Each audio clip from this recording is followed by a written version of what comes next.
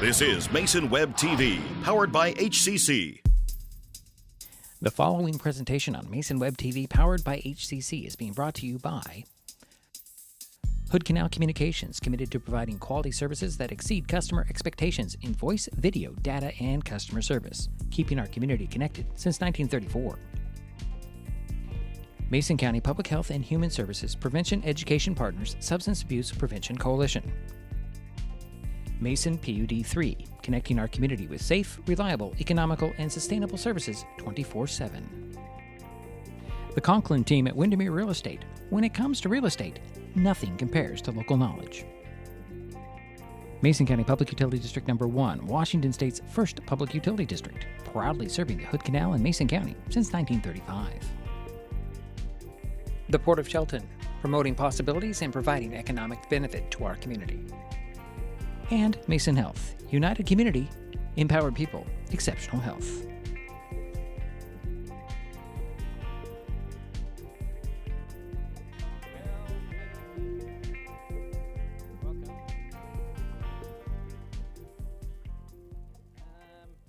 We're there. Okay, I'm sorry. This is Mason Web TV, powered by HCC.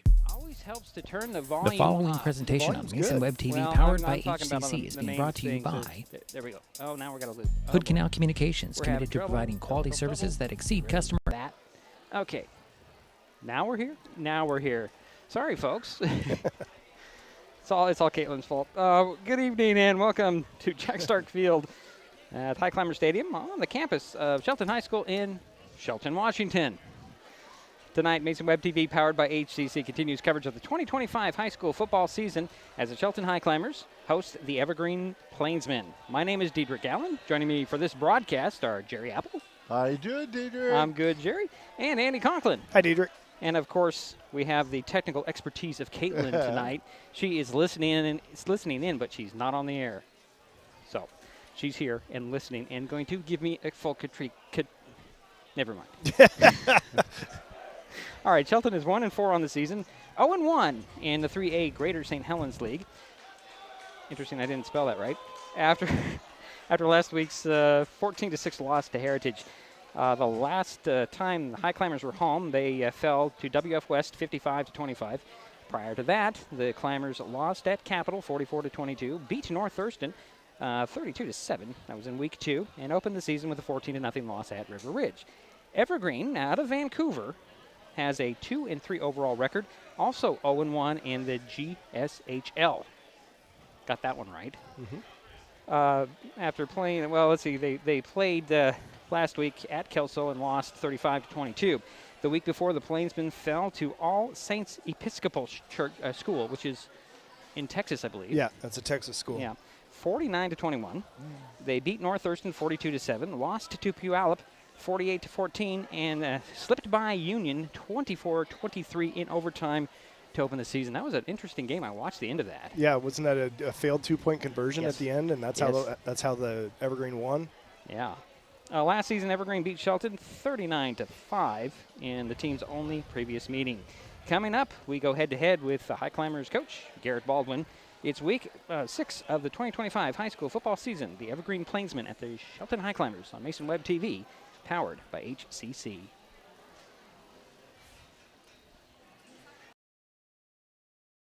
What is gig speed internet?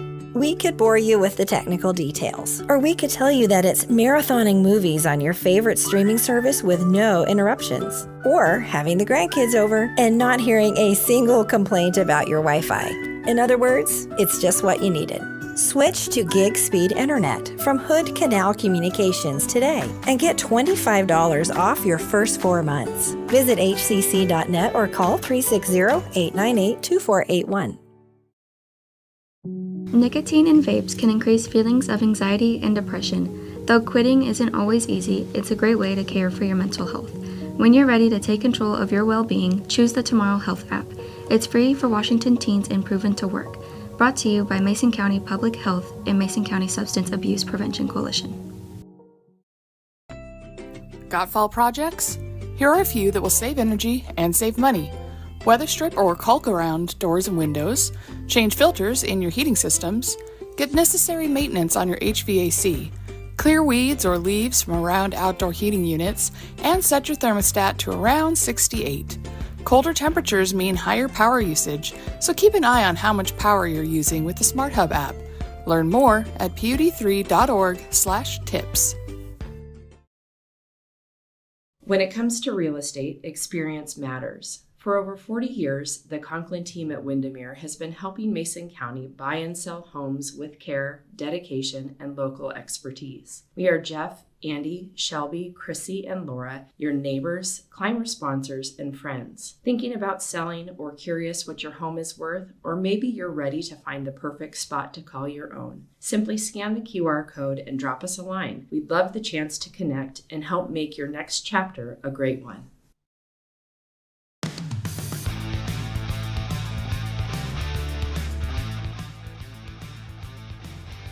Long road trip. A lot of things didn't quite go your way. Thoughts, feelings on how your team did, because they competed throughout. Yeah, we did. We competed. And so our messaging as we watch the film and go through is, you know, for where we want to go, if that's our standard, if our standard is, well, hey, the kids didn't quit and they kept fighting and they kept competing, which are all good things. And I think that does show signs of growth. And so we don't want to just look over that. But we expect more. With the kind of preparation we put in, with the kind of talent we have, potential is nothing without execution. And so we see a lot of potential, and we believe in these kids. We want to see them believe in themselves a little bit more. I think if they do, if they're willing to put in more work, be more accountable, I think it'll be special. Now let's talk about the elephant on the field, I guess you could say that in the half, and the time running out, and you call a timeout, but you don't get it in time. I know you were really animated on the sidelines from where we were sitting, and I was watching and looking, and Andy says, oh, timeout called, and I look over and I hear the horn go off. Your thoughts? Yeah, so every opportunity is an opportunity to learn from, so I want to start with that. The way it went down for us, our interactions, was, you know, we're managing it, and we're seeing what's going on, and we're planning to kick a field goal. Mm-hmm. So we get that play, we get it to the hash AJ wants on the right, we're going to go down, we're going to call that timeout. We saw Trevor go down with 2 seconds, we called the timeout. The official on our side, who is the one who hears us, who we called the timeout to, that's his, you know, that's part of one of his jobs. He hears it, he blows, he gives, you know, stop the clock, blows his whistle. He looks at us, he looks at my wide receiver coach, who says, hey, we had 2 seconds, which he looks and says, I got you, 2 seconds on the clock. He runs out, the refs got together, the umpires, they met and they talked, and apparently it overruled that the clock had expired. But then part of that explanation I was told was that they didn't see the clock, so that they were focused on player safety. To which I then said, well, your side judge, who's on my sideline, said he saw the clock, told us he saw the clock and had the clock, and was going to go vouch to get us those 2 seconds that he saw on the clock. So I said, if you were working as a team and you were doing your job, which I commend you of, which is player safety, great, but one of you sees the clock. Why are 4 of us overruling the guy who sees the clock just because simply you did not see the clock? So that was very frustrating, and he didn't have an answer for me. They had no answer for me. I asked, how do I do that operation better? How much time do I need on that clock when I down the ball and call a timeout? Which I think is extremely valid. Right. To ask, do I need 5 seconds on the clock? Is there going to be a 3-second runoff? And you were there, and I don't know if you were paying attention, but we had a lot of clock time lost. I mean, maybe not every time, but many of our offensive snaps, when the ball is supposed to be stopped, the clock is stopped, the seconds were ticking and they wouldn't come back. And if they did, we ran a 20-second play that was an incomplete pass. It's rare to see an incomplete pass last for more than 7 seconds. Right. They ran us from 107 to 47. So it was extremely confusing, and again, everybody can learn from it, and I really hope we do, because I know as a staff, we just immediately are like, we just have to have more time on the clock. We can't let it get that low. It can't be that low. We can't chance it. We can't, you know what I mean? And that's how we're going to get better. Okay. Especially on the road. Yeah, well, anywhere. With the refs and coach, we all have to work together to try to serve the kids to give them the best shot. I think what really stinks is that we have a kid named AJ Weir, who's a fantastic kicker. He's a 4-star kicker, and every kick he can make in a game, every big moment that he can put on tape of a real live, hey, these guys are coming to block it. Why? State championships are on the line. I think it shows about who he is. That opportunity went out the window, and that for him, that's a bummer. That's a bummer for me because we think about the kid that way, and we are looking for opportunities to let him showcase his talent. So that's one that you lose that kind of stinks that I don't think many people pay attention to. And you got to put that away anyway. We do. We got to move on. Got to move on. That's right. Let's talk about this week. Evergreen coming in here, not the same team as last year, but they're still what you've been facing all season long. Athletes and good players. Yep. And in this case, is what I've seen is their quarterback has one receiver that he likes to throw to. He does, yeah, and the kid's good. So why would you not throw the ball? I think what they do well is that they highlight their players. They get the most out of them, and on offense, they make it simple and don't get cute, and they get the ball to their playmaker. But yeah, again, we're going to respect them, and they have been a big force at the top of this GSHL league for a while. I think that they've played a very tough schedule. They played a team from Texas. They played Puyallup. So they have seen big. They've seen fast. They've seen deep. They've seen different styles of game. They've seen, that team from Texas comes out in like a 21 personnel set, and it's a lineman playing in the tight end position. And I mean, that was a set for them, and they're just smashing. And that's a good lesson for that team to learn. And so we're going to play a very battle-tested Evergreen team. We're glad that they have to make the road trip up to us for sure, and we get to be in our home spot where we should be much more comfortable and relaxed and have our fans on our side, which we love and is exciting. But they are a very good opponent, and we do not bring our best game. It's not going to go our way. We need to be disciplined. We can't just have the great effort. We're also going to need to execute. We need some guys to start separating themselves. We're looking for playmakers. We're looking for guys, against like Chehalis, Trevor Gott, quarterback counter, and you take it 40. I mean, we need that. We need those things to happen. We need to make big plays, especially on offense. If we plan on having the ball and running 13-play drives every time, the chance of us being efficient at scoring are not going to be high. It's high school football. Every time you snap the ball, you're more likely to make a mistake, and people are doing that to us. And then you look at the flip side of the ball on defense, we get ourselves in some good positions too, and third and longs and back-breaking, kind of giving up first downs, and what that does to your D linemen. And now you're rotating your D linemen because you're going to try to save them for the 35 and in or whatnot. And so a lot of things that they're going to stress us on, which is also exciting. Like it's another just awesome test for us to go over scenarios over and over in practice and get these guys ready, especially on a walkthrough day like today. I ask you this question every week, and you say you don't change anything, but you have to change something per your opponent, don't you? Yeah, I think as coaches, we need to try to find who their strengths and weaknesses are. I don't try to put too much of that on the players. Really just want them to focus on their job, their rules. So like say, let's take offensive line for example. Say we call power left. Okay, well out of this formation with this personnel, there's a tight end and a fullback. Our kids have rules on how they block it no matter who is lined up where. And so on offense, like that's just cool for us. We can just say line up however you want. There's so many different problems the defense can present. We just have to get those live bullets, and then we have to film it, and we have to teach it and correct it, and that's just how it goes. So I'm not going to hyper focus on them and their defense. What we did was we look at how they shape themselves against our offense. We put that shape out and try to teach our kids some of their basic rules, but it's very hard. And so the same on the opposite side of the ball. We're going to try to say number one. We're going to try to put one of our best kids in that jersey and put him out to be number one and try to feed him the rock and run their offense just like them. But as far as changing how we approach, how we structure practice, our messaging, our character building, our discipline, our routine, no, we're not going to change a single thing. We're going to continue to be the best version of ourselves throughout that process. You brought up routine. You said last week you were going to adjust it a little bit, and timing-wise, you didn't really have that chance down there because you had a game going on and you only have so much time. And I was thinking, there's this field area behind you. Could you even get out there and do something? Yeah, so that's hilarious that you say that because we're thinking the same thing. We get out there, I walk out and realize what's happening and go, wow, this is the second quarter. Like, this is no good. Yeah. And I laughed and I go, I bet you he's going to ask me a question about this. Right. It was hilarious. So I already had this conversation with the staff. So that's what we immediately started doing. I've never been down there. I've never been through this process. I really wish I would have asked more questions. It's I'm something I got to learn and be better about next time, going to a new location. That's what I started to do is go, what do you think the chances are we could get the lights on right down there? Right.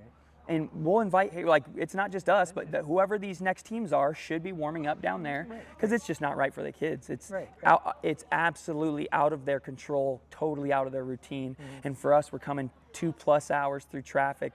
Like, it's not the way to start a game. And I thought our kids came out and offense was slow, but effort, tempo, thudding, hitting, Right. being in the play, not just getting blown off the ball. I mean, we were playing football, which was exciting. So this week, home game, we know what time it is. Right.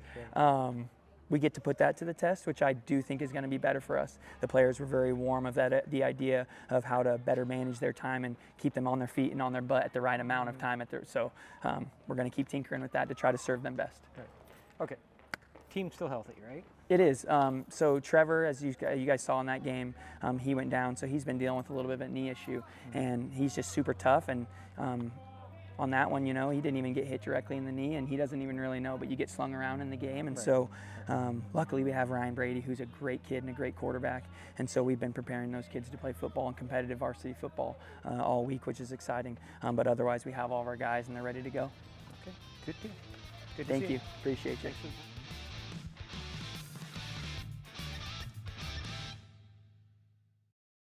What is fiber internet? We could bore you with the technical details, or we could tell you it's just internet. Internet that can do whatever you need. Crystal clear video chats with the family, smooth streaming of your favorite shows, uploading a ton of vacation photos in an instant. Even all of the above, all at once. Switch to fiber internet from Hood Canal Communications today and get $25 off your first 4 months of gig speed service. Visit hcc.net or call 360-898-2481.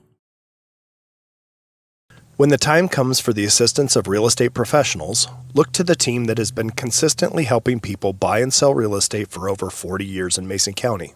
Jeff, Andy, Chrissy, Shelby, and Laura from the Conklin team at Windermere Real Estate take great pride in our area and are proud sponsors of our community.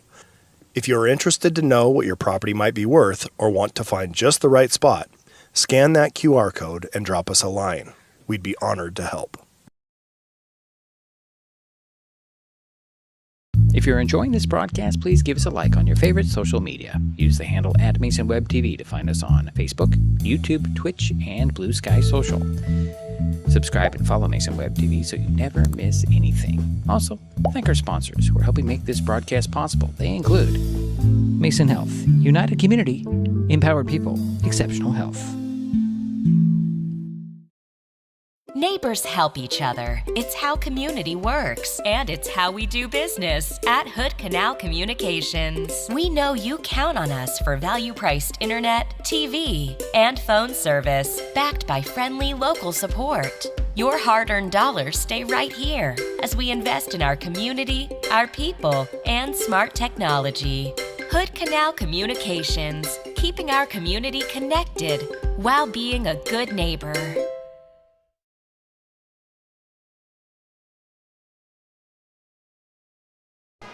Pick the right spot. All right, here we are, guys, back at the Highclimbers Stadium, Jack Stark Field. Diedrich Allen, Jerry Apple, and Andy Conklin at the top, but not the very top, of Highclimber Stadium. Yeah, guys, we're up here. Yeah, we're up here. Andy, I'm sure you've done your usual scouting on Evergreen, and you listen to the coach, and everything I saw was number 15 throw to number 1. Number 15 to number 1 for sure. Yeah. I mean, he's a real player. I mean, his name's Terrence Sarion. He's going to go play college football next year. He had six offers, scholarship offers, wow. And he's committed to BYU. And so he's going to go play on Saturdays. And but the other thing that doesn't get as much attention, but is equally as important, is number 9, their tight end, Darren right. Schmidt. Yeah, Darren's right. a big kid. I think he goes 6'5", 225, and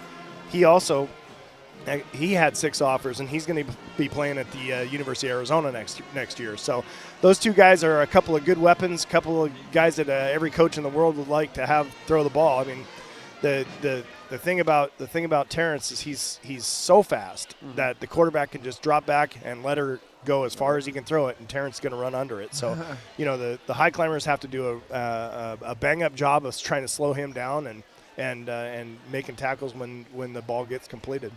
Now, as a coach, Andy, after last week's game and the frustrations that we saw, what do you do to motivate your players a little bit differently?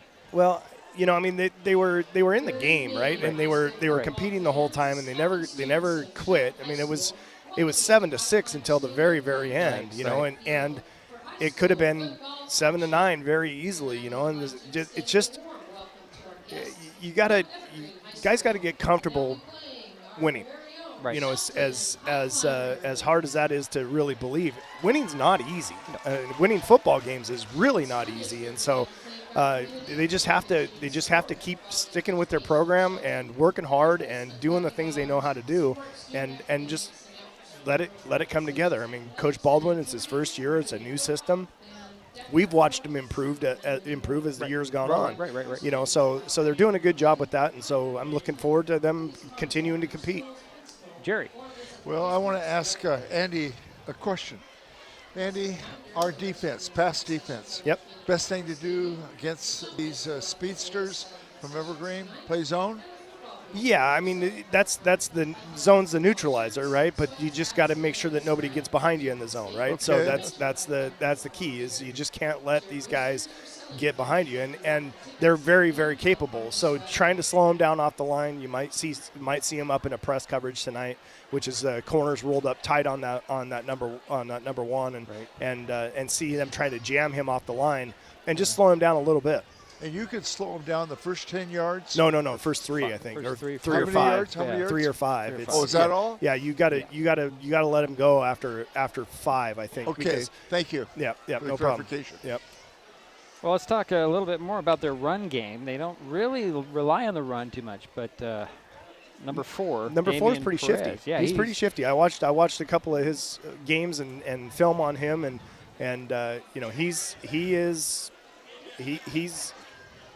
a threat. Yeah. You know, I mean, quarterback's a good-sized kid, and the number 4 is not really that big, but he's fast, and he moves well in between the tackles. He's one of those guys gets lost behind the offensive lineman all the time because he can just find the way, and you don't know where he is. Yep. Because he's 5'8". And that's by design. I mean, Right. when they run that zone, you know, they're trying to get the offensive line moving one direction, and then that back sits back there, and he just waits for a crease to open up, and then he tries to slice right through it. Will you see 15 run up very much? Haven't seen him run a whole lot. No, I was looking at individual stats, and his stats were negative. Obviously, somebody's given him the sacks on that. I did watch him defensively. Evergreen do a pick 6 90-yard return. Yeah. 95-yard return. And Yep. who was that? I'm trying to remember who that was. So that's Schmidt or Schmidt. Yeah, I didn't see that. I think it might have been Darren Schmidt playing both ways. He Yeah. might have picked one off and took it the distance. But yeah, there's threats all across the board. It's not the same team as last year. Right. Nor are we. Yeah. Right. But yeah, it's going to be a fun game, I think. Well, all these games have been fun. Yeah. Even the ones that you look at the score and go, oh, they got blown out. But no, they were fun. They were competitive. They never quit. As Andy keeps saying, they never quit. Right. And that's the mentality that we want, right? That's exactly what we're after. Yeah, you look at the WF West game. Right. You know, they fell behind, but they made every effort to try to come back. I'm not 100% certain, but I think that WF West game, the 25 points that the Highclimbers scored, is the most that they've put on WF West in maybe a decade. So, you know, there's bright spots, right? We just gotta string more bright spots together. I would agree. All right, well, the Highclimbers have taken the field, led by the cheerleaders and the dance squad. Go ahead, Jerry. Go ahead. I'm just going to say that right now it's no wind. It's about 52 degrees at game time. And no rain coming down at the moment. And no rain coming down. Yeah, I looked at the weather app, and it looked like it was going to stop right at kickoff, and here we are. And you know, although I personally believe that a rainy, wet field is in favor of Shelton more so than Evergreen. I agree. You would think so. Yeah, I agree. Especially with the run heavy, or the lack of running, the pass heavy Evergreen team. Yeah, that ball, when it gets wet, it's heavy, and that greatly limits how much you can throw it. It's harder to get a grip on the ball, and you know, there's people on those sidelines tonight. Their entire job is keeping those balls as dry as possible. Yeah. I see that the play clocks are not running. Well, it's because they haven't played yet. They haven't started playing. They were lit up. They'll work. Hopefully they will. Yeah. But you always have the guy in the secondary that's a backup anyway. So we're going to get there. We're going to hold it right here for the coin toss as the captains head out. Okay. Go ahead, Jerry, if you're going to. Yeah, I could. Mason Guard, Gabe Gooley, Bennett Henry are all seniors. They are captains, and J.J. Rhodes is the other captain, and he is a junior. Nice to have him back tonight. Yeah. It sure is. And a healthy JJ's better than, yeah. And can you imagine him sitting at home listening to the game? I just bet you it just tore him apart. Well, yeah. Because he's a competitor. No doubt. No doubt. And like I said, I felt he would have had a great game last week. Yes. I think that energy and that little bit of rest, although it's not healthy rest, he'll come out on fire tonight. Yeah. If I'm picking a player, that's JJ. He's your pick to click? Yeah, exactly. Okay. All right, coin toss has been thrown up. Let's see what we got. And the Highclimbers won the toss and deferred to the second half. So the guys in white will get the ball first to start this game. We'll take a quick timeout. We'll be back. This is Mason Web TV, powered by HCC. When it comes to real estate, experience matters. For over 40 years, the Conklin team at Windermere has been helping Mason County buy and sell homes with care, dedication, and local expertise. We are Jeff, Andy, Shelby, Chrissy, and Laura, your neighbors, climber sponsors, and friends. Thinking about selling or curious what your home is worth, or maybe you're ready to find the perfect spot to call your own. Simply scan the QR code and drop us a line. We'd love the chance to connect and help make your next chapter a great one. Got fall projects? Here are a few that will save energy and save money. Weather strip or caulk around doors and windows, change filters in your heating systems, get necessary maintenance on your HVAC, clear weeds or leaves from around outdoor heating units, and set your thermostat to around 68. Colder temperatures mean higher power usage, so keep an eye on how much power you're using with the Smart Hub app. Learn more at pud3.org/tips. What is gig speed internet? We could bore you with the technical details, or we could tell you that it's marathoning movies on your favorite streaming service with no interruptions, or having the grandkids over and not hearing a single complaint about your Wi-Fi. In other words, it's just what you needed. Switch to gig speed internet from Hood Canal Communications today and get $25 off your first 4 months. Visit hcc.net or call 360-898-2481.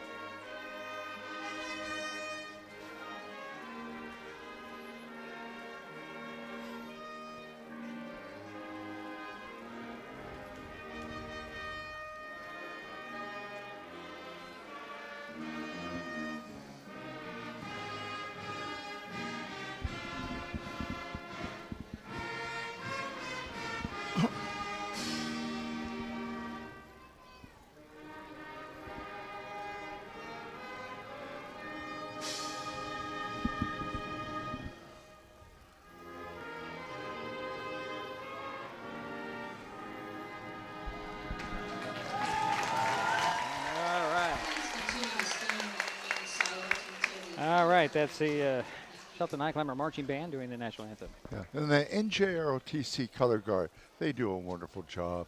And it's nice to see that the people are standing until they get off the playing field. Off the field, yeah. So we're moments away from kickoff here. Evergreen and Shelton. Little 3A Greater St. Helens League action tonight from Shelton. Seems very strange. this road trip for everybody to come here, and they don't want to come here. No. Yeah, okay, whatever. We don't want to go down there, so but we do. Accurate. All right. But we just have to go to Vancouver once. Yeah, but we do have one in Battleground. That's right. Yeah, so, all right, we are moments away from kickoff here between Evergreen and Shelton. Did mention that Evergreen's wearing all white. Highclimbers are wearing all red, of course, with the black helmets. Evergreen with the gold helmets. They call that the Rowdy Reds. The Rowdy. Oh, I like that. The Rowdy Reds. I like that. Hadn't heard that one, but you know more than I would. Yep. All red and they get rowdy. All right, I get it. Yep. You know what's interesting? A lot of the quarterbacks that we've seen, opposing quarterbacks, are only sophomores. Yeah. We got another sophomore today in Jaden Baum. That's great. And it's interesting. Wow. That's how you develop your team, right? Or at least one way to do so. Yep, that's right. Yeah. So A.J. Weir. Yeah, kick it off. And here go the Evergreen Plainsmen. I'm seeing who's going back deep. I'm pretty sure it's going to be number 9, Darren Schmidt. I see 0. I see 8. Okay, so 8 is Turner Hodges. 0 is E.J. English. And number 1. And number 1, Terrence Sarion, who's the guy we're going to have to keep an eye on. That's right. So, about ready to get this thing underway. Weir's got it teed up. Waiting for the signal to get started. Here we go. There we go. There we go. And A.J. with a kick. High end over end. That'll be taken off the hop inside the 10. And this is going to be Turner Hodges on the return. Look out. He's coming to the near side 30-yard line. Out of the 40, 45, 50. Got a blocker ahead of him. 40 on the other side. 30 down to the 20. Slips by a tackle, and it's into the end zone, but we do have a block in the back. Yep, there's definitely a block in the back on that. I think he had him beat. He didn't need it, but they're going to bring that back and give him, short field. It's going to be a short field for Evergreen to start. Right. You don't want to give Evergreen any edge at all, and this should do it. Yeah, that is the old block in the back on the Plainsmen, so that'll put them back about the 22, so 1st and 10 there. Did that right in front of the side judge, and that's a pretty easy call for him. 55-yard kickoff by A.J. Weir. Nice return, of course. Off the hop. You don't really want to do anything off the turf like that. It's really interesting, and I wish I could figure out the science behind it, but if you watch those kickoff returns where there's a little bit of a muff or a little bit of a mishandled ball on the end down there, those things seem to develop because the kickoff team has, their timing is off just a little bit, and it's amazing how many times they can get that return on a mishandled kick. 15-yard penalty assessed against 10. The only Plainsmen. 10. It's only 10, Jerry. Where did they start? The 22. 10? It's 1st and 10 at the 22 out of the shotgun. Oh, they started at the 10. Okay, 10 yards in. Little handoff to Sarion's going to try to get the end around and nowhere to go. It's good play by Colin Mickelson on the tackle, if the numbers are right. Number 31. Yep, number 31. Yeah. Yeah. Yeah, that's a new name that we haven't called a lot so far this season. Yeah, my understanding is Jaden Gray's not available tonight. Okay. So 3 yards on the carry. Well, I got it 2nd and 8 from the 20, Jerry. Out of the gun again goes Baum. Low snap. He's going to sling it in the middle, and it's almost intercepted off the ricochet. It was intended for Schmidt. Kind of surprised him. Yeah, around right there. Yeah, that was a timing play for sure, and Schmidt got that foot in the ground, got around. The ball was on him, so lucky they didn't. Lucky that one wasn't intercepted by Evergreen, for Evergreen right there. Right. So it brings up 3rd and 8 from the 20. Baum will stay out of the shotgun all night long, and sometimes they go empty. Yeah, they're in a bunch down here. Yep. On the rollout to the near side, sets his feet, throws in the middle. It's complete to Sarion. He slips by one tackle, can't get by the second man. I think that was Monzo, Alberto Monzo on the tackle. No, it was J.J. Rhodes. J.J. Rhodes, yep. Yep. It's first and goal at the 3-yard line for the Plainsmen. 3 receivers far side, handed off, and this is going to be Turner Hodges fighting for the goal line. Can't get there. The Highclimbers stop that one short after maybe 2 yards. No, actually only 1. Going to be second and goal from the 2 now. Working fast. Get them on your heels, right? Yep. Again, out of the shotgun goes bomb. 2 receivers far side, 1 to the near side, handed off. Guy slipped, and I believe that was Turner Hodges on the carry again. Yeah, that turf, it does get slippery when it's wet right now, and it's a little bit different. Might have lost 1. Third and goal from the 3 now.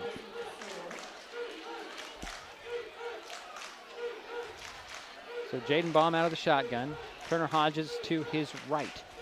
Fake the handoff. He's going to sling it down there in a little slant. It is caught by 22. And that's Nellis, but it tackled immediately, and it brings it up 4th down. I think that tackle was by number 15, Hayden Cash. Immediately. It looked like he might have had a score there, but Hayden said, nope, not right now. Not tonight. This is a big stop. I mean, this is they can get this. It's a good little tone setter. 4th and goal. Call it the 2-yard line. And it'll be a direct snap to Sarion. He's not going to get in. Oh, they're still pushing the pile. And it gets in, and they're going to whistle it dead short of the goal line. And one guy says short of the goal line. The other guy says touchdown. Oh, this is going to be interesting. This is going to be interesting. It's a Highclimber ball at the 1. The Highclimbers stood him up. That's great stuff. That's great defense down there on the goal line, just to avoid that push. They stopped that forward momentum and got the whistle, and then the pile kept moving. So they got the whistle before they got through the goal line. That's a nice stop. Looks like Dalton Kulbaki was with it to stop. Kulbaki with the stop there, or at least led the way. And it's Highclimbers deep in their own territory. It does look like Trevor Gott is the starting quarterback, which is contrary to what my sheet says, which is fine. He'll go out of the pistol. A couple of guys in the backfield with him. There's the snap, handed off, and it's J.J. Rhodes with a drive on the. He tried hard to break that loose. Yeah, got maybe 2. Yeah, I think you got out to about the 2 there. It's a nice little leg drive. It's really important when you're backed up like this. Keep just grinding away until you can get some space. Call it 2nd and 8 from the 3. Same formation with the receiver on each side. JJ behind, Gott, get the handoff, trying to go the other side, gets to the outside, to the 10, 15, spun down at the 20-yard line. A good run for J.J. Rhodes around the left side. Yeah, he came up to the line. There was nobody there, nowhere for him to go, and he just hesitated and busted that outside. It was a nice little shifty move by J.J., and then he turned it on. So 1st and 10 for the Highclimbers at their own 20-yard line. Same formation. Handoff again to Rhodes, trying to stretch it out this side. Ran into a wall of white. Led there by Braden James. Yeah, loss of 2 on the play. Be 2nd down and 12 coming. Ball back at the 18-yard line for the Highclimbers. Approaching 8.5 minutes to go, first quarter. Looks like Bennett Henry in and Gabe Gooley out. It's an interesting substitution. Yeah, that's what I was thinking. Same formation again. Evergreen is jumping very close to getting in that neutral zone. Here's a handoff. This time it's to, it's a little fake me out. Get a pitch out there to Rhodes, and JJ dives over the 25 to about the 27. That had me faked out, guys. That's a great design. That's a great play. The fullback, number 26, Fletcher Henry, did a really good job of selling that handoff, and then it was designed the whole way. 7 yards on the play. I bought it. Designed the whole way for that, and they did a nice job executing that. 3rd down and 2 from the 28. Same formation again. Got out of the pistol. Turn around, hand it off to Rhodes. Rhodes kind of ran into a pile. Got back to the line of scrimmage. Looks like we're going to punt. Yep. Here comes A.J. Weir out to punt it away for the Highclimbers is Rhodes is stopped short. It'll be 4th and 3. They did a heck of a nice job of getting out of the shadow of the goalpost right there. They got some space, get to kick the ball down the field and play defense here. Got to English, and I believe that's going to be Turner Hodges on the far side. Waiting for this punt for Weir. Now, AJ hasn't had much pressure the last 2 weeks, and Evergreen doesn't really give a whole lot, and AJ gets a nice punt off. They'll hit at the 43, take a high climber bounce, and then a roll down inside near the 30-31, and that's where the Climbers will down it. Good job. That's a good job by Shelton right there, taking that momentum away from that big return, getting the ball and flipping the field a little bit here, and getting to come out here and play defense in some space. So 1st and 10 for Evergreen at their own 31-yard line. A.J. Weir, 42-yard punt. Good punt. 6:50 to go, first quarter, no score. Plainsmen with the ball. Bomb will go out of the shotgun. Number 1, Sarion, a wide out on the near side. They're going to go 2 by 2 with Turner Hodges in the backfield with Baum. Back to pass he goes. Surveys the scene. He's going to go long. Got a guy there, and he's going to overthrow him. Intended for, I believe, Adrian Bolgaukov. Incomplete. Yes, you got that right. It's not the hardest name on this list, to be perfectly honest. That is true. That is true. Bolgaukov. Okay. Good job with coverage out there. That was, he was right in his pocket the whole way. So yeah. So far, Jaden Bond is 1 for 3 in the passing game. 2nd down and 10 from the 31 are the Plainsmen. Out of the gun goes Baum. He's got 3 receivers on the near side, 1 on the far side. Turner Hodges will get the handoff, try to find some space up the middle. Had a little bit of a hole as he shuffled to the left, but that closed quickly. But not after a 4-yard pickup. Now make it 5 to the 36. Who was the carry? Number 8. Thank you. Looked like Mason Guard was the first one there to make the tackle. And Dalton Kulbacki will have to come out. A little slow getting up. They're a guy short. No, they're not. So again, the shotgun. This is 3rd down and 5 from the 36. Low snap. Baum looks to the far side. He's going to sling it out there high to Sarion. He'll slip 1 tackle but jump out of bounds. Sharkey French out there on the coverage. I'm really impressed with Sharkey, especially last week when Heritage went to him 4 times in a row, and he can't defend every single time. Right. And Sharkey was still there. Yep. A little help. Yep. So it's 1st and 10 for the Plainsmen at the 47-yard line. 6:05 to go. There's a fake handoff and a sling pass, and we have whistles blowing and flags flying. Interesting from the white hat there. Yeah.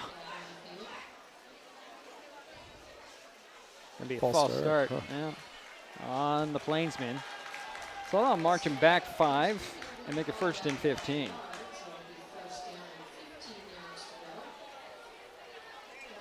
Brings it back to the 42-yard line.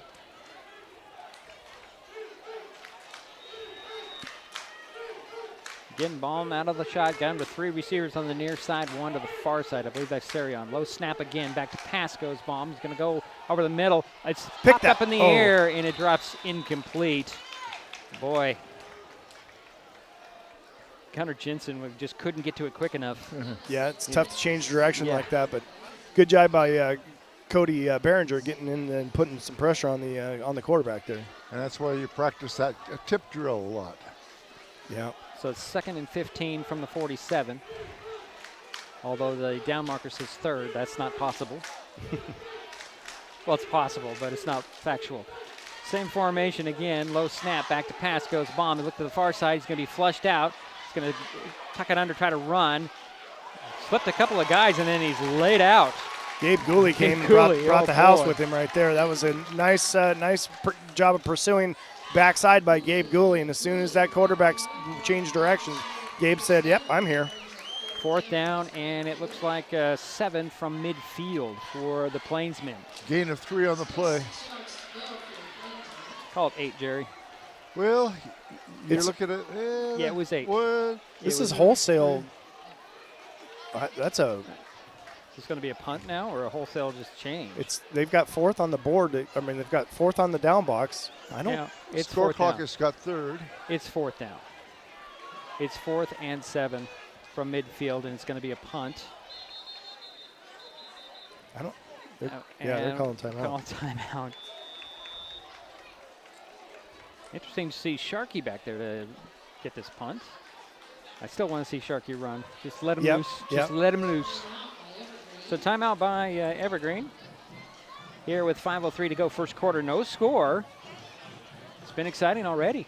Yeah. I mean, it's been a lot of fun so far, and we're not very far into the game. That's true. Yeah. That is very true. What a great goal line stance by the Highclimbers. Yep. That was just outstanding. Yep, they did a dynamite job back there, and now they're playing defense, and they're going to get the ball back. This is it's good stuff. They're doing a good job matching up with guys and making good, timely tackles. And, that wet ball is having a bit of an effect right now for sure. Now, we are only assuming that they're going to punt it. Yeah, it'd be, yeah. And that might be one reason why we've kept it on the ground the whole time, the Highclimbers. Yep. Darren Schmidt will be doing the punting, we're assuming, with a 4th down at midfield. There's the snap. Schmidt, with a lot of pressure, gets a nice punt off. The Sharkies are just going to let hit, take a roll to the end zone, and a touchback. Smart play by Sharkey, let it go. Yeah, 50-yard punt. So the Highclimbers will have the ball in their second possession here at the 20-yard line, 1st and 10. 4:56 to go here, first quarter, no score. Yeah, it's they're going to have to. They're doing a good job of controlling the line of scrimmage right now. The Highclimbers are winning that battle as of right now. So here comes Trevor Gott and company.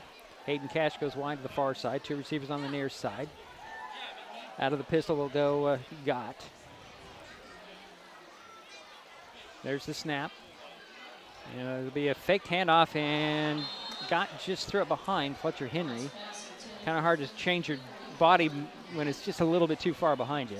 That's that route that when you got your back to the field and you're going, if that ball's not right on the front side of the numbers there, it's tough to catch that and control that, get your body spun around. So again, back to the pistol.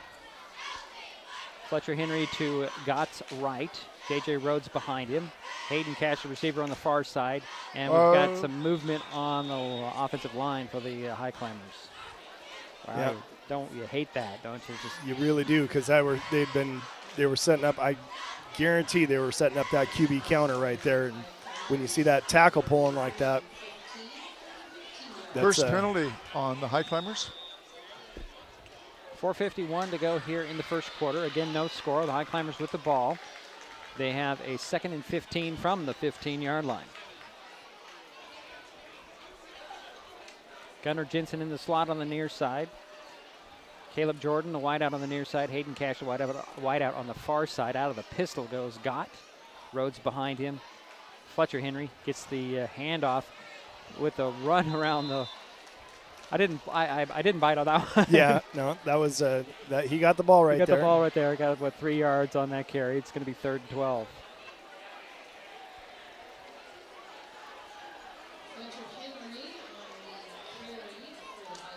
But you got to do that every once in a while to make the defense respect what you're doing, right? Absolutely.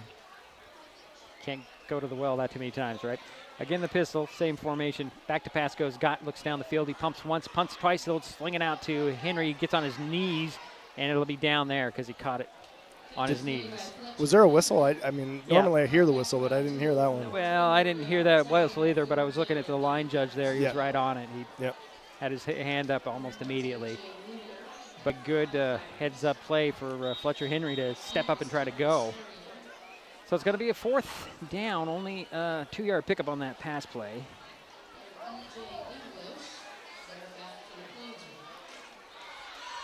So you got English and Sarion back about the 40-yard line for the Plainsmen as Weir's on to punt it away.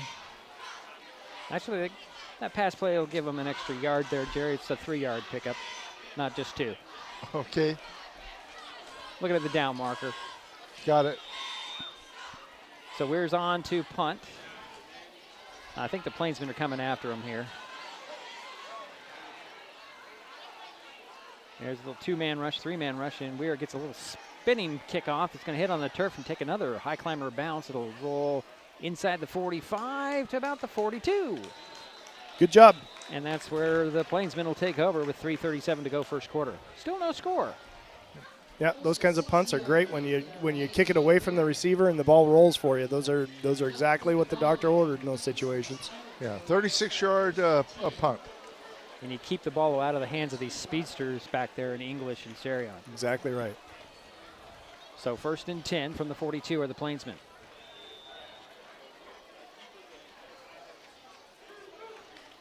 I think they are having problems with the play clock right now.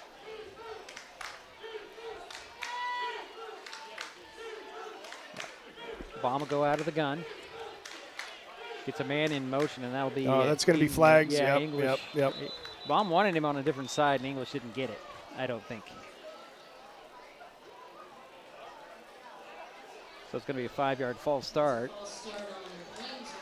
He also took the wrong path. Aren't you supposed to go backwards, not forwards on those things? Yes. If you're going to go in motion? Yeah. Yep. Yeah.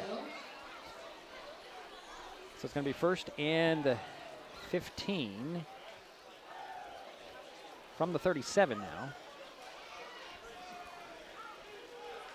I don't think the Plainsmen's head is in the game at this point after their drive up here. Yeah, it's a long time to sit on a school bus.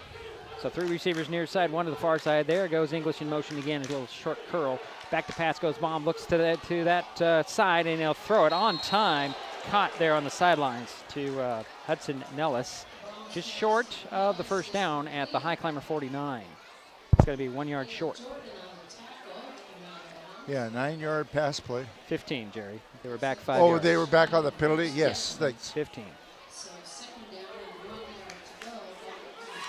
So 2nd and 1 from the 49.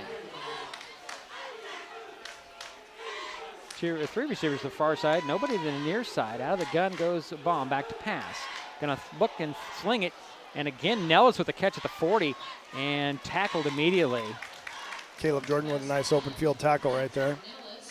Just wouldn't, no, you can catch it fine, but you're not going anywhere else. Yeah. I think Evergreen may have got away with a hold right up the middle right there that time. The center had our nose guard wrapped up and tackled him and didn't see a flag. First and 10 from the 41 are the Plainsmen. Baum out of the gun again, going to roll out and going to lob one, and it's over there to English. English up the sideline to the 20, tried to shed a tackle at the 15, lost his helmet out of bounds, and a flag comes in late. Yeah, they're going to call a face mask on that. Zane Harding, all effort there to stop him. Yeah, you just saw the elusiveness and the athleticism that these Plainsmen bring to the game, especially these receivers. Yep, they're very athletic. They're elusive. They're athletic, and they do a good job of avoiding tacklers. And their refereeing crew is talking about this flag at the end of the play. Back judge, I know, just thinking face mask, but we'll see if they call it or not. That was the 4th first down for Evergreen compared to 1 for Shelton so far. It's a personal foul on the high climbers. It'll be half the distance from that spot at the 12, so it'll be 1st and goal from the 6 for the Plainsmen. 3 minutes to go in the first quarter. No score, but Evergreen's knocking on the door. Baum out of the gun. He's got 3 receivers on the far side. It'll be a handoff to Hodges, Turner Hodges, and he's wrapped up at the 5. Nice tackle by Silas Hoff right there. That play came right at him, and he stepped up and tackled him well.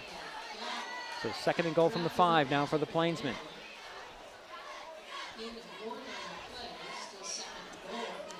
A little substitution in the backfield. Foussette Sadri is in the backfield with Baum will go out of the gun. He's got a 3-by-1. Back to pass. Looks over the middle, throws and incomplete.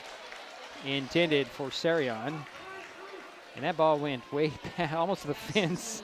That flew away. Yeah, good arm on him, but he pumped right there. He didn't get it out as fast as he wanted to because I think Serion got tied up at the line of scrimmage like we were talking about, slowing those guys down.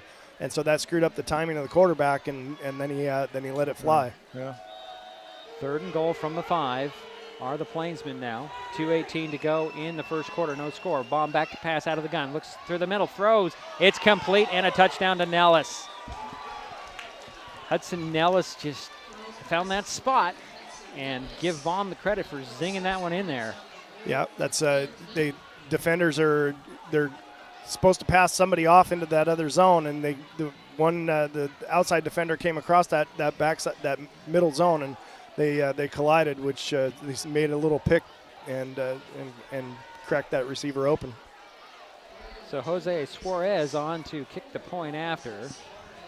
The holder, I believe, is Braden James. Spot is down. The ball is kicked through the uprights. 7-0, Evergreen on top. 2:13 to go here, first quarter on Mason Web TV, powered by HCC. When life gets stressful, reaching for a vape might seem like a quick fix. But vaping can actually make feelings of anxiety and depression worse each time you vape. Nicotine tricks your brain into feeling rewarded, and the more you vape, the more nicotine receptors your brain creates. Over time, your body needs more and more nicotine to feel good. And when you can't get enough, you can experience withdrawal symptoms like anxiety, mood swings, and depression. Learn more at chooseuwa.org. Brought to you by Mason County Public Health and Mason County Substance Abuse Prevention Coalition. And we're back here after a score by the Evergreen Plainsmen. Yeah, both Terrence Sarion and Hudson and Nellis have caught 4 passes so far for the Plainsmen. So 2:13 to go here in the first quarter. 7-0 Evergreen on top. They're getting set to kick it back to the Highclimbers. I wanted to just mention that last spot that was played, voiced by Shelton High School students. Excellent. Just to throw that out there. They don't get the credit for it, but they voiced it. Excellent. It's I nice have some more work to do on that because I haven't finished it yet. But those CTE programs that the high school has are doing remarkable things. That's no doubt about that. The voice from nobody else can hear but us. All right, so Suarez has it teed up at the 30. Actually, this is not Suarez, is it? No, yes, it is. Okay, I thought it was a different number. He's a pretty good kicker from what I've watched. Number 32 for the Plainsmen. Here's the kick. High end over in kick that Bennett Henry will take at the 5. Get to the 15. Dive up to the 20. 15-yard return by Bennett Henry.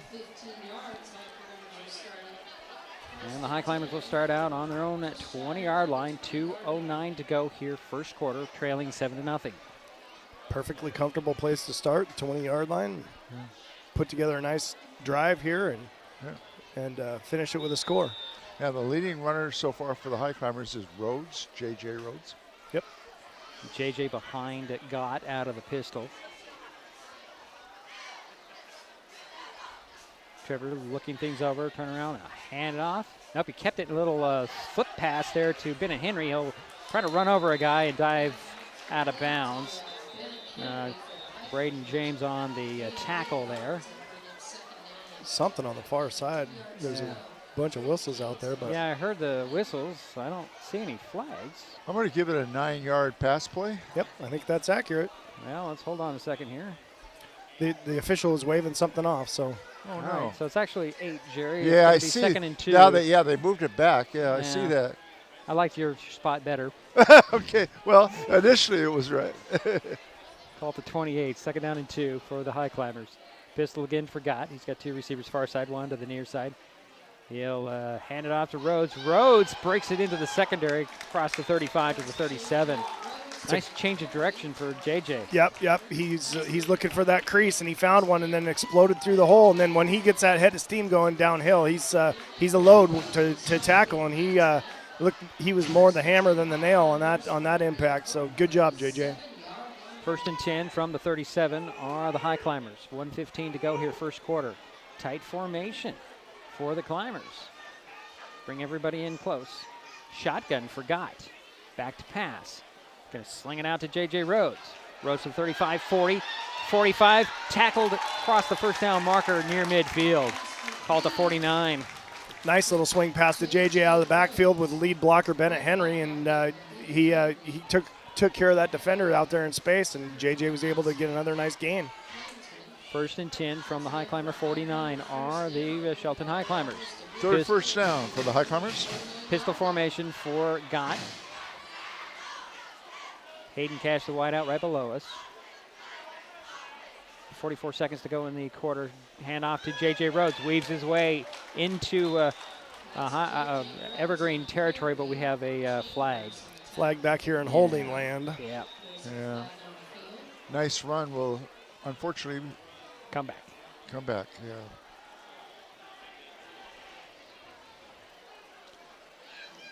I like that J.J. Rhodes is having off to a pretty good start tonight. Yeah.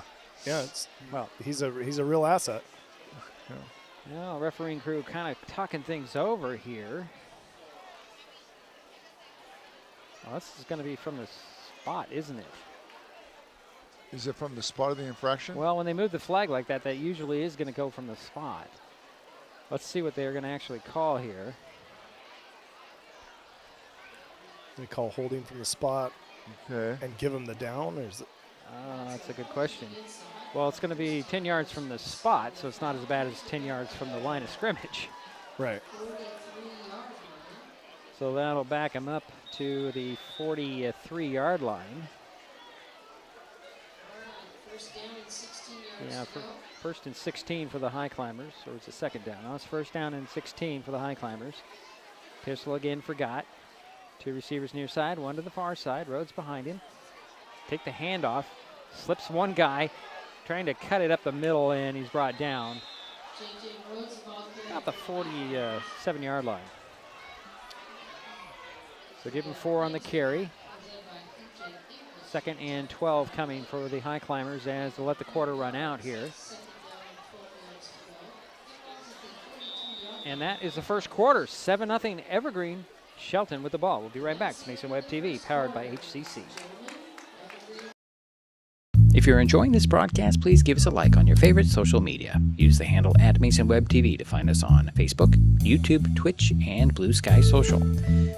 Subscribe and follow Mason Web TV so you never miss anything. Also, thank our sponsors who are helping make this broadcast possible. They include the Port of Shelton, promoting possibilities and providing economic benefit to our community.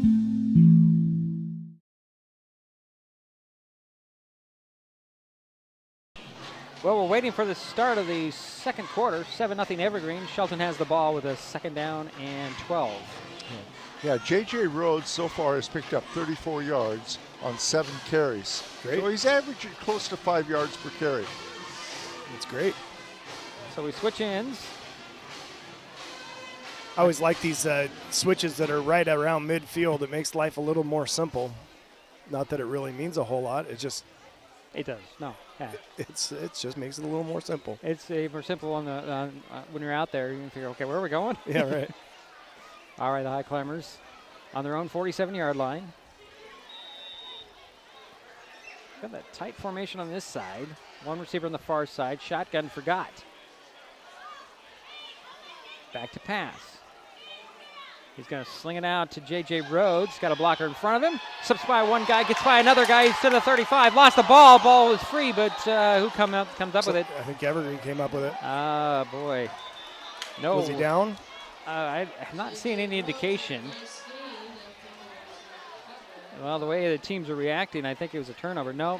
Yep, it's a turnover. It's a turnover. The Highclimbers, after a good run by J.J. Rhodes, I don't know if somebody poked it out of there or he just lost somebody it. got that. Yeah. I mean, those defenders, they're taught to attack the football, and on these nights where it's a little damp and slippery, it's really important to keep that thing high and tight as you're running down the field. Easier said than done when you're got a hopeful head of steam. That's very true. 29-yard line. The Plainsmen have the ball on their own 29, 1st and 10. It looks like they're going empty for the first time tonight. Bomb out there with nobody in the backfield. First turnover of the ball game for either team. 3 receivers to the far side, to the near side. Little sling pass out there to Sarion. Sarion got a lot of running room. Makes one guy miss, and the Highclimbers still pursuing, and Sarion steps out of bounds about the 46-yard line. 44.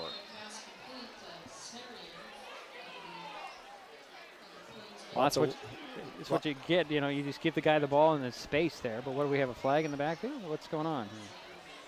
I don't see a flag out there, but they're all. Oh, there Oh, it is, there on it the is, way far on the far side. sidelines. Yep. So that nullifies a nice pass play. Oh, yeah. But that's the example of what Sarion gives you. Give him the ball in space. Let him go to work. Let him go use his speed and his slippery ability. That's what we've been talking about, too, with that corner outside shade of that first receiver over there, and then the safety's off at about 15. You know, there's a big island of grass, turf over there. That green. Just say green. A big island. There's a big empty space over there, and they were attacking that empty spot for sure. Well, the penalty was a 10-yard hold from the line of scrimmage, so that'll put the ball back at the 21-yard line. And a little sling pass again this side to Sarion. Another flag goes flying in. Sarion up the near sidelines. It's coming back either way. Highclimbers, oh, what a move up there. Wow. My goodness. It's coming back. He is going to be disappointed. Oh, boy. Oh, my goodness. Same play, other side of the field, same penalty. Yep, he's going to be disappointed in that. Wow. That was a brilliant, brilliant run. But the argument is, without that hold, it was going nowhere. Correct. Wow. That's a long ways to go all the way back. Yeah, he's wow. looking for an oxygen mask and a hamburger right now. Gatorade, something. Something, yeah.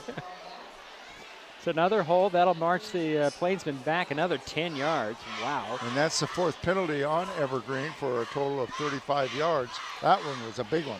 Yeah, that penalty you might say is about 85 yards. Yeah, exactly. So that'll be first down and like close to 30 here. Got to get to the 39 for the first down. They'll spot the ball back at the 13-yard line. Wow. 28, I believe, officially. They might come right back to it. A low snap and a throw in the middle. It is incomplete. I'm sorry. I saw guys running and the ball just, incomplete in the middle. But a smart play by Jaden Baum just to throw it somewhere. Yeah, just get rid of it. It looks like they had a little middle screen set up with Sarion as a decoy out here. He ran that same route, just that little stop, and got the eyes looking at him, and then there had a middle screen that was ready to go, but couldn't complete it. So second down and 28 from the 13-yard line for the Plainsmen. Shotgun again for Baum. Back to pass. Throw down the middle. It's going to bounce off the back. That's great defense by Gunnar Jensen right there. Incomplete. Intended for English, I believe. Gunnar did a great job of just closing out and getting his hands up in between the receiver's hands and breaking that pass off. That was a great coverage. So third down and 28 from the 13. Looks like Evergreen was trying to get it all back in one play. Yeah, and they can. I mean, that's how they've scored a lot this year is on the big play. So be very aware of something funny here. Turner Hodges in the backfield with Baum out of the gun. Three receivers on the near side, one on the far side.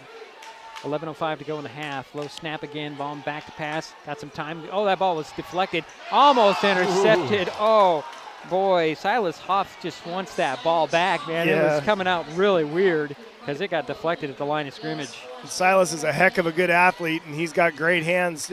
But that was a tough angle for him. And you're right. He wants that play back. But the good news is it's fourth down, and the Highclimbers are going to get the ball back. Caleb Jordan going back about midfield to wait for this punt from Schmidt. A little bit of pressure by the Highclimbers. Spiraling punt that's going to hit at the 35 and take a huge Plainsman bounce all the way down inside the 20 to the 18. Wow is right. Holy moly.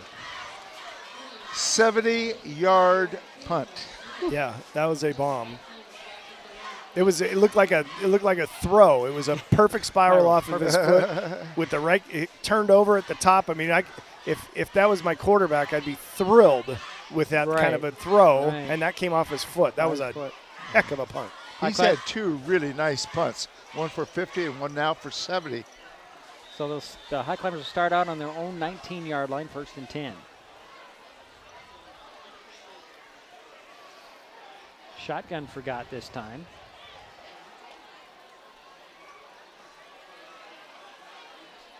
Waiting for the snap. There it is. Fakes the handoff to Rhodes. Tried to keep it, and he's going to be dropped.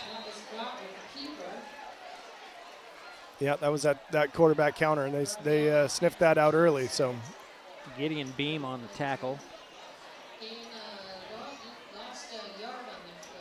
So it'll be a 2nd down and 11. Ball back at the 18-yard line with a 1-yard loss. Clock is running, 10:20 to go. This is going to be a handoff to Rhodes. It's face mask. Yeah, no flag on that one. Rhodes ran into got it back to the, might have poked out yard there. Maybe 2 to the 20. Yeah, it looks like he picked up 2. Pretty hard not to see that face mask. I mean, we watched his whole head spin around right there.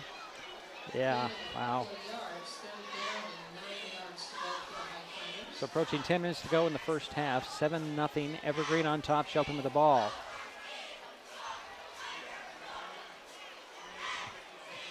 Empty backfield for the Highclimbers and Gott coming out of the shotgun. Back to pass. Pumps once, looks down the field, pumps again, throws in the middle. It's complete to Bennett Henry at the 30. He's dropped right after a short run. No, he's still on his feet, but they're going to call him dead. Drop there, falls down. Bennett's a big, tough kid. He's hard to bring down, and they did a nice job picking up the first down right there. Right, up at the 33-yard line, 1st and 10. Yeah, both teams have 4 first downs. Nice catch. 9.5 minutes to go here in the half. Yep. Trevor showed some nice composure there and waiting until something cracked free. Back to the pistol goes Gott. 2 receivers on the far side, 1 on the near side. Turn around, hand it off. Here's J.J. Rose. Nope, it's a faked me out. It'll dump it off to Bennett Henry again, and they'll get a couple yards. Hey, he's so good at that, man. He fakes me out every time. Yeah, truth be told, they got me on that one. Oh, they did, really? Yeah, oh, then I'm not the only one. Yeah. I don't get that. I don't get fooled very often, You do but not. They did a nice job there. Yeah, they did fool us. So 3-yard pickup for Bennett Henry on that little pass play. It's going to be 2nd down and 7 from the 36. Pistol again. Forgot. Hand it off. J.J. Rhodes gets to the outside to the 40, 45, 50. Up the far sidelines. They'll be dropped at the Plainsmen 44-yard line. Great play right there. Very well executed power play to the far side, and they had that pulling guard out in front of them. They did a nice job of sealing the edge out there, and that allowed JJ to make one move on the outside and break off a nice chunky yardage. 21 yards on that play. Great. Ball's at the 43-yard line. 8:38 to go here, first half. Evergreen 7, Shelton nothing. The Highclimbers with the ball in Plainsmen territory. Out of the gun goes Gott. Back to pass. Short drop at midfield. Pumps once. This will sling it out. Little safety valve to Bennett Henry. Makes one guy miss. Up the sidelines, tiptoeing, and he'll fight for about the 36. Nice catch and way to get upfield there. It's tough angle there for him, but he did a nice job of getting his body under control and getting upfield. This is one of those times I wish we had the end zone camera to see him tiptoe along the sideline. Yeah. Pickup of 7 on that or 8? 7, Jerry. 2nd down and 3 coming from the 36-yard line.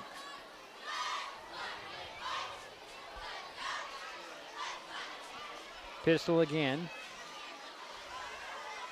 Caleb Jordan wide out on the near side. Boy, Evergreen, finally they drew that flag. Guy got enough in the neutral zone to draw the flag. Trevor's drawn him off a couple of times tonight, and that's the first time they've actually thrown the flag. He's doing a good job with his hard count and getting a first down out of that. Yeah, the easy way, right? If there is such a thing. If there's such a thing. Ball up at the 31-yard line, 1st and 10 for the Highclimbers. Yeah, 6 first down for the Highclimbers. Wind the clock, 7:50 to go here in the half. Highclimbers huddling up. You don't see this very often anymore in high school football. This is a huddle. Yeah. Hayden Cash goes wide to the far side. And they'll bring him back in. More of a slot formation. Caleb Jordan, a slot on the near side. High snap goes over the head of Gott, and he'll have to fall on it. That ball almost went into the hands of Vanderpool. Yeah, I mean, he's definitely not looking for that, but it looked like it was going to land in his lap there. Yeah. Well, big loss on the play. Yeah, loss of about 16 on that one. Ball back at the 30 or 46-yard line. Be second down and 26. I'm relying on Paul a little bit more tonight. Yeah. He's more accurate anyways. Taking their time are the Climbers. There's a shotgun snap for Gott. He'll step up. He's going to tuck it under and run to the corner, get out of bounds near the 40. Good angle by Gott. Yep, picked up what he could there. The protection was breaking down. He did a nice job escaping that pressure and got some nice yardage and trying to get it. You know, it'd be really great if they could get it another, you know, if they could get 10 yards here, they might be in AJ land. Yeah. Gott picked up 6 yards on that play. Let's call it third down and 20 from the 40. Back to pass goes Gott out of the shotgun again. Got lots of time, throw over the middle. Oh, Hayden Cash couldn't throw that one in. That was right there. Just in and out of his hands. Yeah, they gave him all day back there, and you know, he did a nice job working through his progression, and Hayden popped open. Trevor just threw a little low, and they're gonna punt. I think they are. There comes AJ Weir to punt it away. Ball's at the 40. Not quite there for AJ. I'm sorry. No, I don't think he's got 57 yards in his leg. No, I don't think he does. But he will someday, but today's not that day. Let's see if he can pin him deep here. It'd be great if he could kick it really high. A little off on that snap. Here comes the pressure. It's a spiraling kick. It's going to hit at the 10, take a high climber bounce. And J.J. Rhodes, no, but it's going to be Caleb Jordan downs it at the 4. Up they call it the 5. Okay. Great job on the coverage right there. Perfect punt, perfect coverage. Get him down at the 5, and that's all you can ask. 6:29 to go here in the first half. Again, it was a very nice punt. Getting 7-0 Evergreen on top, and the Plainsmen get the ball back. And like you said, it was high, and it was 35 yards total. Yep, great. So Plainsmen taking their time on that sideline, aren't they?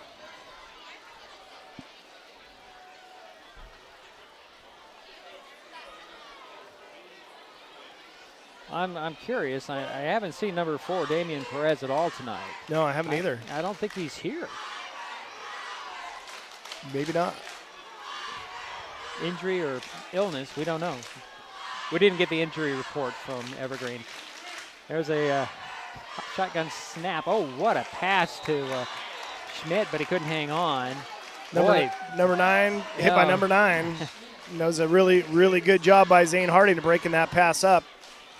Boy, that ball from Jaden Baum was a rocket. It was a laser, yeah. Oh, boy. 2nd and 10 from the 5. Empty backfield again for the Plainsmen. Baum directing some traffic and getting guys to shift around. 14 on the play clock here. And Turner Hodges back in the backfield with Baum. Well, there's a lot of shifting there. I was wondering when something was going to happen here. It's like they called timeout. Oh, did they? Okay, well, that was a lot of shuffling there. I was expecting a flag for illegal shift at any point. I think that's the first time out. For Evergreen, yeah. Yeah. No, wait a minute. Is it? Yeah, that's what I have, but I could, you know. I know that we had another timeout, and I don't remember if it was a high climber or an Evergreen I don't think it was a high climber timeout. So they'd be down to 1. Yeah, the Plainsmen. Yeah. We don't have that cheat sheet on the board tonight. No. No. Braun is so far 8 for 15 in the passing game. Well, they've done a nice job of, 50% is a good completion percentage, but the High Climbers have done a nice job of breaking up some tough balls. Yeah. They've been in the right spot, and that's a good job by the defensive backs tonight. So it'll be 2nd and 10 from the 5 for the Plainsmen out of the timeout. 6:21 to go here in the first half. The Evergreen leading 7-0. Again, out of the shotgun goes Baum. I don't know why it's again. He's all night. It's going to be to where he's going to be standing all night long. Yeah.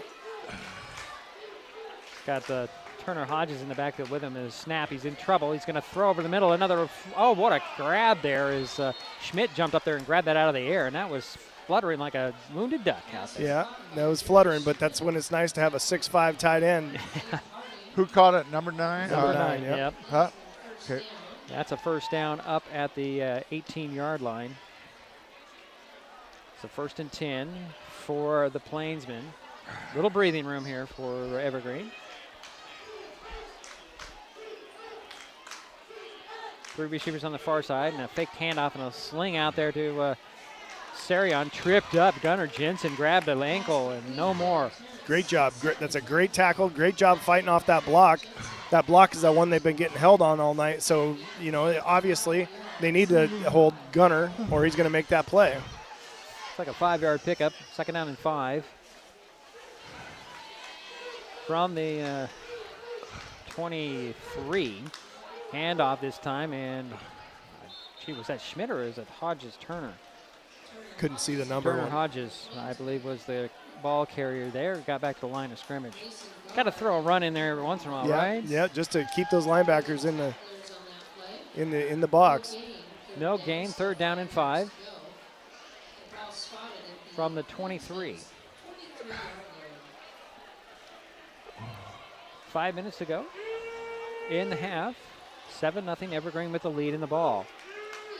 3 receivers on this near side, 1 on the far side. Back to pass goes Baum, looks to the near side. It's going to go long. Just overthrew intended target number 6. That's Bogatov. Incomplete, and it's 4th down. Yeah, he had a step on him that time, but just a little bit too strong on the throw, and the Plainsmen are going to come out and punt again. Another nice job by the Highclimbers. Jerry, okay over there? Not really. You want to take off? Go ahead. It's okay. Don't worry about it. I know. It's 4th down.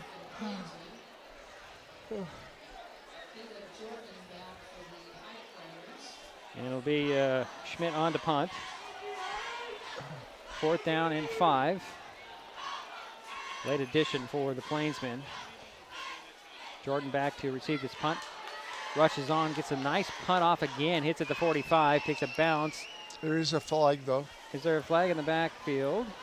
It'll be down inside the 40 at the 39. I think we're going to have illegal motion against the Plainsmen there. It'd be interesting to see if we want to punt that again. I mean, I think a Highclimber got a hand on that. I think they did. And so, I mean, it's.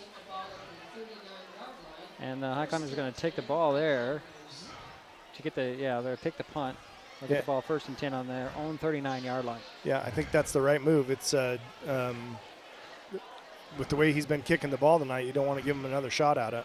They're spotted at the 40. Jerry, go ahead and take off. Don't worry about it. You got to go. You got to go. I'm trying to make it. Now they're going to refuse that penalty. It'll be 1st and 10 from the 40. Okay. 4:39 to go here for the Highclimbers, starting out on their own 40-yard line. Pistol for Gotts. Turn on and around and hand it off, and Rhodes bouncing around, and he'll find some running room around the outside here to the left, and it gets a 1st down. Great run right there. Just another strong run by Rhodes. It was just finding that little crease. Yeah, he's very patient tonight. Yes. He's kind of waiting for it to develop, and if it's not in the middle, he'll take it to the outside. Yeah. And that is the 7th first down compared to 5 for Evergreen. So 1st and 10 from the Evergreen 49. There's a handoff to Rhodes, makes a guy miss, and he's going to be spun around, still on his feet, still pushing the pile all the way inside the 45. Oh, that's going to get, it's too bad you can't get the whole team back. Yeah, right, yeah. I'm going to give those extra yards, I'm going to give them to Gabe Gooley. I'm going to give it to Cody Behringer for sure. And I'm going to give him 6 on that. And I think 5, 6. Zapata Soto there too. Yeah, I'll give the offensive line the credit for that one. Yeah. More so to that time. 2nd down, 4 to go for the Highclimbers. A shotgun and a handoff to Rhodes. Going sideways, going to turn it up the sidelines to the 40. Slips around, spinning, and he'll be, gets a 1st down. That was Ira on the carry. Was it Ira? Yeah, Yep. okay. I was going to check that afterwards, but yes. Yep. Ira Vanderpool did a nice job getting to the edge and then getting that foot in the ground like we've talked about and getting north and south and picking up that first down. This is a official timeout, it looks like. Extra guy out there running off the field there in white. And it's 1st and 10 from the 36. 3:32 to go here in the first half. 7-0 Evergreen with the lead. Shelton with the ball. They send a guy out. Looks like it might have been Nellis out. And Turner Hodges back in. They'll wind the clock. Pistol again for Gott. 2 receivers on the far side, 1 on the near side. Vanderpool behind. Here's a little bit of a rush, and Gott is going to just dump it off. Incomplete, outside the pocket. Now we're going to talk about whether it's intentional grounding or not. Yeah, he didn't get it back to the original line of scrimmage, but if there was a receiver in the area. I didn't see a flag, though, did you? Well, they're talking about it. They always kind of talk about it, then throw the flag, Jerry. Okay. I'm going to talk it up here. Well, we got this little break. The Mariners are tied 2-2 going into the bottom of the 9th. Oh, boy. And I believe they have, I think they're 4, 5, 6 in the lineup. So okay. It'll be Polanco, Eugenio Suarez, and then Josh Naylor. Well, those are 3 pretty dependable people. Yep. Well, 3:12 to go in this first half. 7-0 Evergreen. Is Shelton with the ball. And we're trying to figure out whether that was intentional grounding or a sack or what. And there's a flag finally on the turf. And they're going to personal foul. Not personal foul? It's not a personal foul. It is intentional foul. I don't know. Okay, intentional whatever. Grounding. Intentional grounding. It's not a 15-yard penalty. No, it should be, 5 and loss of down. 5 from the spot, right. Right. And a loss of the down, right? There we go. Yep. Put the ball back at the Highclimber 49. And 2nd down. And what is it? 15? No, 22. 22. Oh, 22. okay. Yeah, you got to add more. 7 more. Yeah. Wow. 24, 25 yards. 25. Okay. Go 25. 3rd and 25 from the 49 are the Highclimbers. Pistol for Gott. Back to pass he goes. Looks down, sets his feet, throws over the middle. Oh, ball's up in the air, and it falls incomplete. I believe that was intended for Ethan Corbin. And it'll be, now let's say in 4th down. I guess that was 3rd down after the loss of down. Okay, I didn't pick that up. Interesting. Yeah. So a punt for the Highclimbers coming. A.J. Weir coming on. 3:06 to go here in the half. See if Weir can do the same thing as he did last time. Yeah. Deep. Yeah, you can put a little bit more leg into this one. It'd be nice to see him angle it towards the sideline deep. You've got English and Serion back deep. Oh, they're standing about the 20. Here's the snap. Here comes a rush. More of a line drive this time, but it will hit at the 20, take a Highclimber, roll out of bounds about the 15-yard line. 16, 17, 18, they'll call it 19-yard line. So 1st and 10 for the Plainsmen at their own 19-yard line. Yeah, 30-yard punt. 2:59 to go here in the first half. 7-0 Evergreen on top, and they're back on offense are the Plainsmen.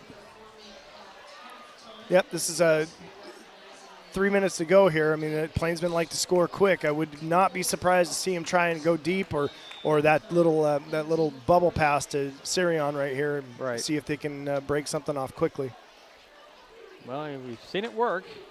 Yes. We've seen it called back for a flag. They'll bring Serion to the near side. 2 receivers on the far side. Baum will be out of the shotgun. I'm trying to think of that as that Turner Hodges back there with him. English was in motion. Back to pass goes Baum. He'll throw it off to Schmidt. Schmidt catch and dropped. Gunnar Jensen with the tackle there. Yep, nice little job of tackling there by Gunnar. He did a nice job getting off his block and getting up and making the play. 7-yard pickup at the 26-yard line. 2nd down and 4 coming. Or I'm sorry, 3 for the Plainsmen. Quick snap, back to pass goes Baum out of the shotgun. Going to be flushed out a little bit. Coxon tries to throw, and now he's on the run. He's going to throw it. It's complete to Schmidt, I believe, or is that English? Got the first down at the 31. That's English on the catch.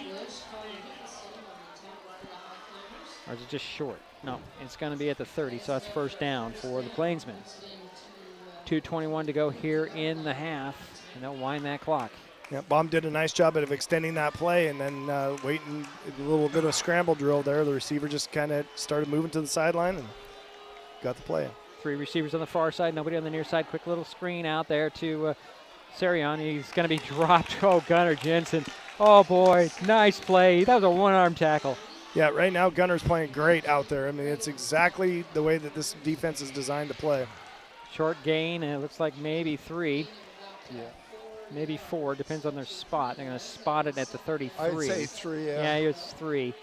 Second down and 7. Back to pass goes Baum out of the shotgun. He's going to throw it to a wide open number 6. He's going to make, almost a guy miss and gets back up. I don't know. You're going to say he's down. Yeah, that's a good play. Yeah. I'm not the only one having trouble with that. The clock should be rolling here. It's not. Come on, Paul, get on it. There he goes. It also pauses for 2 seconds and just jumps. It's kind of strange. I hesitated before I said that because I've watched that clock a lot in my day. Yeah, I'm sure you do.